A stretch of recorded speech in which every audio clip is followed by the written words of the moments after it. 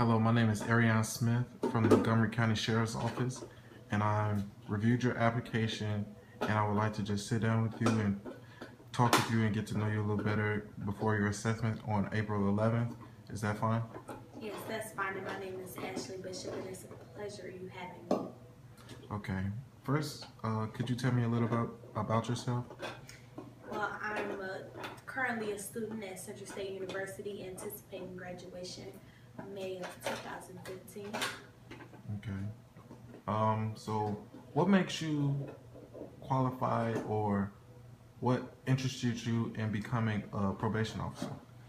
Well, at this point in time, I don't have any previous work experience in my field, but I have been taking classes working towards my criminal justice degree, and I feel that I'm a good fit for it because I'm a fresh mind. I'm fresh out of I'll be fresh out of college with the bachelor's degree, and I've taken classes, probation and parole, police and society, criminal justice classes, juvenile justice, juvenile delinquency classes that work towards my major in probation and corrections and things of that nature.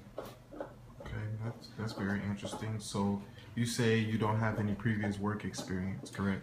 Correct. At this time, I've been focusing on obtaining my degree before I jump into the criminal justice field. But now that I'll be graduating in May, I feel that it's time for me to branch off from school and get into my major and focus on a career.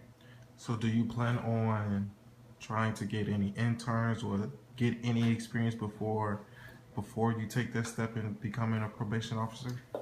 At this point, I feel that I'm not too late for an internship, but in the sense I'm ready to start training so that I'll be an effective probation officer. Yes, ma'am.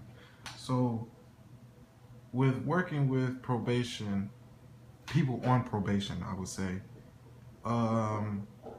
how would you feel? Would you feel better working with individuals or with a team? Well, with probation, I feel that it would be more effective with individuals.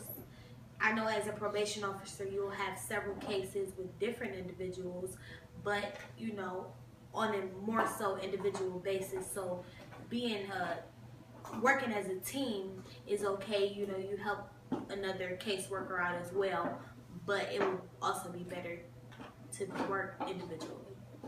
Okay, so I know working as a probation officer seems as kind of an interesting job, but there are a lot of other jobs within the criminal justice field. So why this job in particular have you chosen to be a probation officer? I just feel that in the criminal justice field, you're already too late with helping people. So with probation, I just want to affect the recidivism rate. I don't want people to reoffend and get back out in society and not do well. So as being a probation officer, it will give me a chance to help them succeed, so they don't end up back in the same position or back in my office in any event that I do become a probation officer. Now, being a probation officer may require a lot of time, a lot of hard hours, a lot of extra hours, not overtime per se, but just a lot of extra hours that you have to put in with working with the person on probation. Could you see yourself staying up late, or even if you're trying to get in contact or locate or just even trying to help that person? I've done my research on probation officers, and I've also had a class devoted to the probation career, which is probation and parole. And I understand the long hours, and I'm devoted to doing that.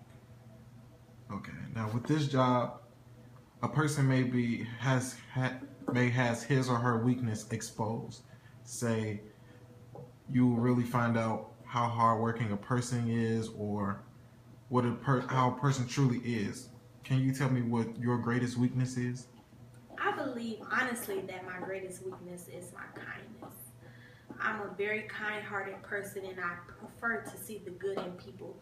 But I know with leadership comes different strengths, different required strengths. And I know that I may not have it now, but I know that I'm willing to work and obtain those strengths to become a leader. Can you tell me your greatest strength? My greatest strength would probably be my powers of persuasion. I'm very well spoken, and I just have the ability to just talk to people and be able to work my way into the situation to for the outcome to benefit me. Okay, for example, I want to give you a situation at hand where you're dealing with a probation officer and his or her parents. So you have your probation officer, you have your person on probation, and something happens to where they violate their probation. Now you have to go out and look for them. The police have them. How would you deal and talk with your client and try to get him to realize his or her wrong and try to deter him from that same action?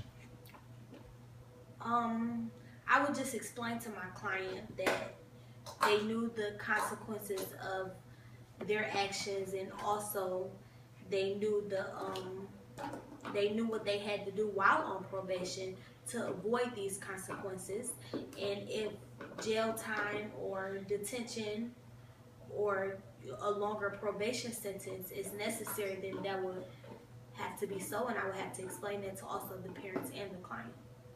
Okay, I know I should have asked you this earlier, but are you currently employed, or are you just a student in college working to graduate? Well, I'm currently employed now at Marine Country Club, but that isn't working me towards my career.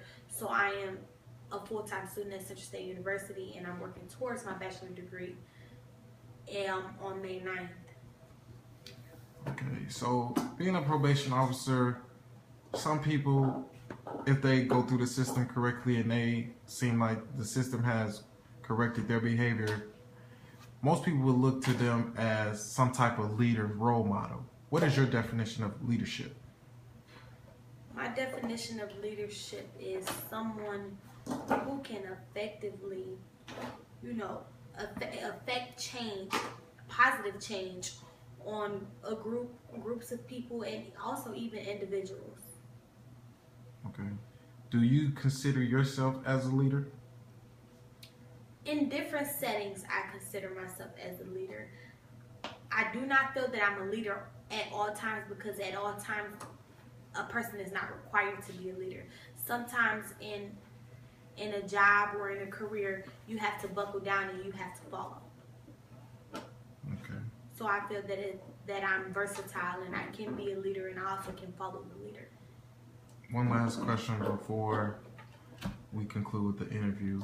Now, this job has caused people to have high stress levels and has required a lot of people more so than that they have expected. How are your stress levels, and how do you deal with stress? I feel that I deal with stress fairly well. I work out regularly, and